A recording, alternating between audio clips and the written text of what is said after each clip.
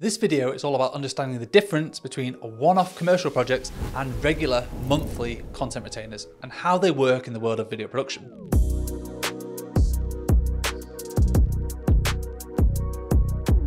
The brand film, the TV commercial, and the online ad are typically one-off campaigns, something a brand may do a handful of times a year with a key message, product, or service attached. In the next few minutes, I'm going to talk about the production team pulling everything together behind the scenes, rough timescales to deliver, and the budgets involved to make it all happen. More on the money side of things later in the video. But first, here's an example to give you a flavour of what I mean. This 20-second YouTube pre-roll ad was created in October 2024 to run throughout the festive period. It was a one-day production, shot in our studio, using a team of 10 specialist crew with high-end equipment. We've got fancy spinning camera rigs, super slow motion, and custom set builds. The purpose of the ad was to stay top of mind with the Mr. Kipling customer, with the aim to sell more mince pies. The ad reached more than 4 million people on YouTube alone in a targeted media campaign, and plenty of TV runs throughout some primetime slots. Honestly, this is a small crew in the grand scheme of things. Some larger TV commercials can have over 50 specialists running around, making sure everything runs smoothly, safely,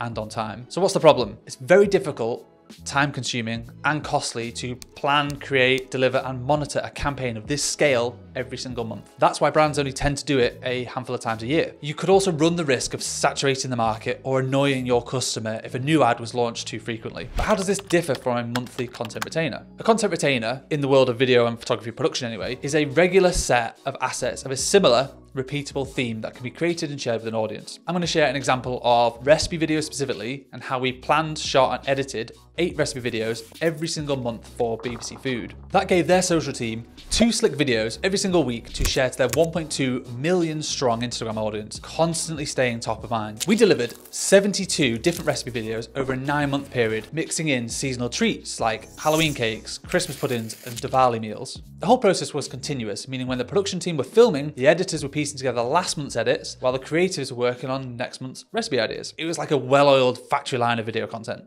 However, a content retainer has to work financially for the brand buying it and the business delivering it. And the way we do that is bulk content creation. So in this example, we would plan for a few days and then film 4 recipes per day over a 2-day period. It would be a multi-skilled team working collaboratively, wearing many hats to make it all happen, and we piece the edits together over a few weeks. We try to be reactive to trends or plan for seasonal content where possible. But how much does it all cost? This is the bit you really want to know, right?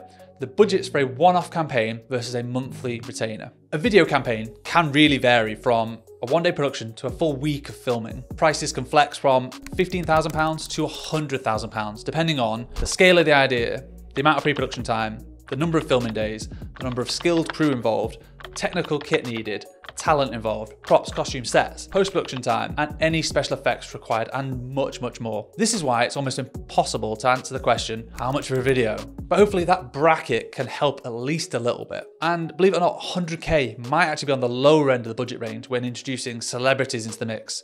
But that's the topic for another time. Content retainers usually involve a much smaller in-house squad. So for recipe videos, for example, we require a chef, a producer, a videographer, and an editor. 4 team members working in tandem to deliver content in 16:9, 9:16, 1:1, and 4:5 formats for social.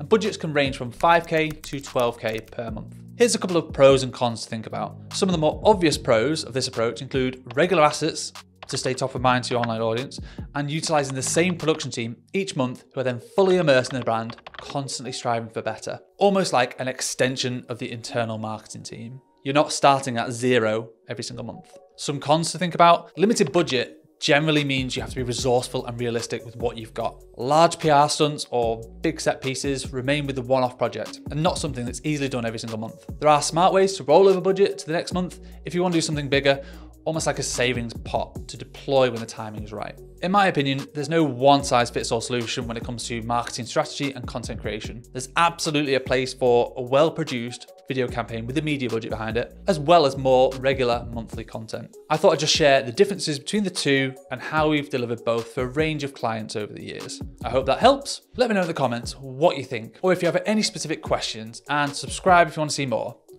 Peace.